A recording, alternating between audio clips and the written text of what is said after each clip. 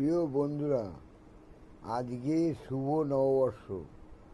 সবাইকে শুভেচ্ছা জানিয়ে আমি একটা কথা জানাচ্ছি, যেটা খুবই হৃদয় বিদারক।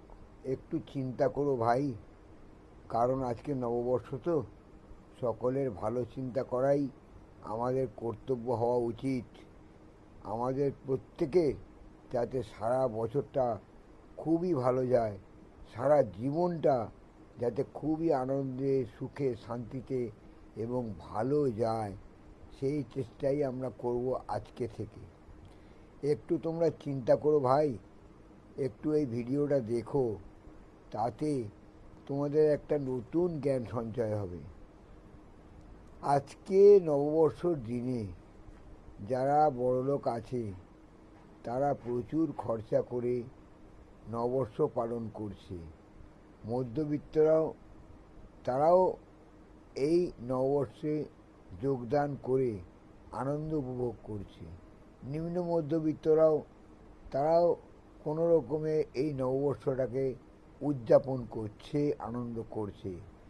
কিন্তু যারা একান্ত গরিব, বিশেষ করে যারা ভিখারি গোছের, যারা খুবই গরিব, পথচারী ভিখারি যারা, তাদের কথা চিন্তা করো তো।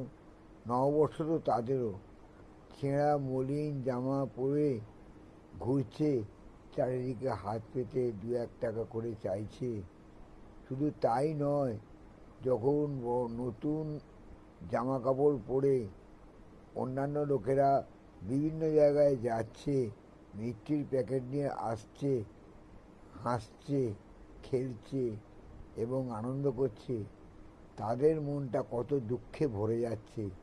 তারাও মনে মনে চিন্তা করছে যে আজকে তো নববর্ষ, কিন্তু আমরা তো গরিব, কী করে আমরা এই নববর্ষ পালন করব। তাই বলছি বন্ধুরা, তোমরা গরিবদের দিকে একটু দেখো। গরিবের পাশে কিন্তু কেউ নেই।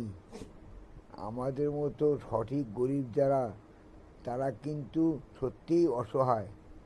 আমিও অসহায়, আমাদের মতো গরিবরা সবাই অসহায়।